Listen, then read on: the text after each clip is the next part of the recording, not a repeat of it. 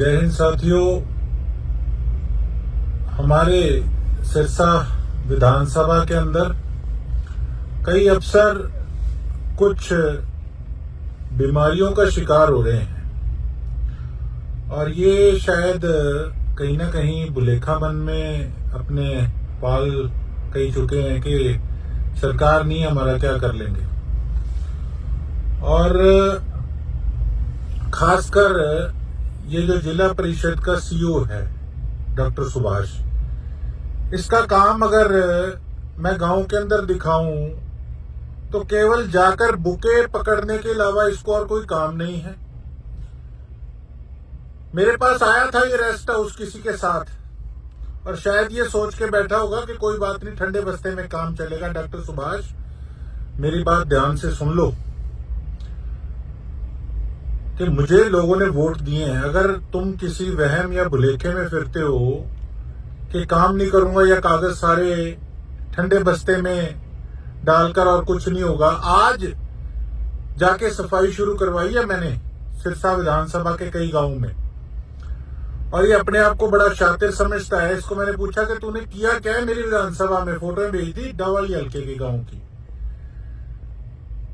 मेरी ध्यान से कान खोल के बात सुन ले सीओ,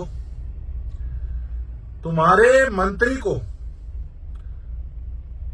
सिरसा हम लेकर आएंगे और गांव में तुम्हें बिना बताए विजिट करवाऊंगा मंत्री जी को और फिर तुम्हें बताएंगे कि तुम आखिर यहाँ पे अपनी कुर्सियां तोड़ रहे हो बैठे बैठे, या गांव में जाके सरपंचों से थोड़ा सा दो काम करा के तुम बुके पकड़ के ले आते हो। तुम्हें शर्म नहीं आती? सीओ, आप ध्यान रख लिए, तेरे को कई भड़काने वाले हैं, मैं जानता हूं।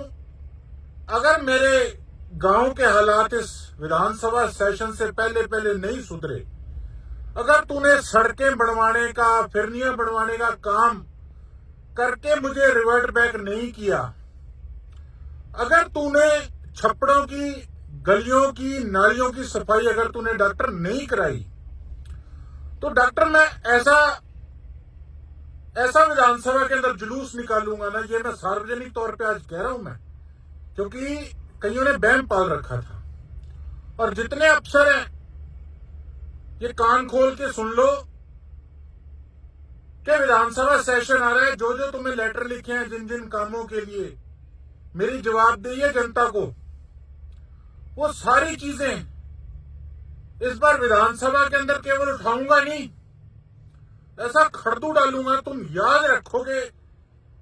और तुम्हें छठी का दूध ना याद दिला दिया ना कि तुम सिरसा के अंदर बैठ के क्या कर रहे हो, लोगों के हक मारने का काम कर रहे हो, तुम याद क्या रखोगे। और खासकर ये सीओ, कान खोल के सुन लेना, सेशन आ रहा है, एक एक चिट्ठी लेके जाऊंगा और मुझे अगर वहां पे धरना लेकर भी बैठना पड़ा ना बीच में, वहां बैठूंगा चार्ट पेपर ले जाके कि तूने मेरे इलाके के गांव का क्या हाल कर रखा है। फिर देखता हूं तेरे को कौन से ये जो नेता तेरे को भड़काने वाले हैं या जिनकी उंगलों पे तू चढ़ रहा है, तेरे को कौन वहां पे विधानसभा में बचाने आता है। और उसके साथ साथ एक और अफसर है हमारे सिरसा का, दबा के पैसे खा रहा है, ठोक के पैसे खा रहा है, उसके प्रूफ भी मेरे पास पहुंच चुके हैं। हालांकि वो काम मैंने किया नहीं, वो कैमरा मैंने लगवाया नहीं, लेकिन सबको पता था कि मैं इसको कितने महीनों से लेटर लिख रहा हूं कि जो तूने काम किए हैं वो मुझे डिटेल चाहिए। तो मैंने सभी को कह रखा था कि भैया इसकी लीपोल जो भी लेके आएगा वो एक हिसाब से लोगों के हित में काम करने का काम करेगा। तो एक व्यक्ति ने मुझे उस अफसर की कुछ प्रूफ्स वगैरह दिए हैं और अब उसको मैं सार्वजनिक करने वाला हूं आज शाम तक, आज शाम या कल सुबह तक उसको सार्वजनिक करूंगा। आप देखना किस प्रकार से ये शरेआम पैसा खाते। और जो अफसर सोचते ना कि चिट्ठी आ गई है, कोई बात नहीं, ठंडे बस्ते में डाल दो भूल जाएगा, अरे भूल लूंगा नहीं। तुम ये लगा लो कि दिन प्रतिदिन मेरे वो दिमाग में जज जाती है कि वो अभी तक लाइटली ले रहा है, फिर मैं ढील दे देता हूं, कोई बात नहीं, आज नहीं तो कल में आ जाएगा उसका रिस्पॉन्स। पर तुम भी ये याद रखो कि किससे पाला पड़ा है। तो अब एक भ्रष्टाचारी अफसर का नंबर है और उसके बाद इस सीओ का, जो मेरे इलाके के अंदर काम नहीं कर रहा, जिस करके हमारे गांव के बुरे हाल हुए पड़े हैं। और उसके बाद फिर कोई इस प्रकार का नया अधिकारी पकड़ेंगे जो जनता को या हमारे इलाके को अपने पैर की जूती समझने की जो भूल कर चुका, उसको उसका फर्ज उसकी भाषा में याद दिलाने का काम करूंगा। इंतजार करिए।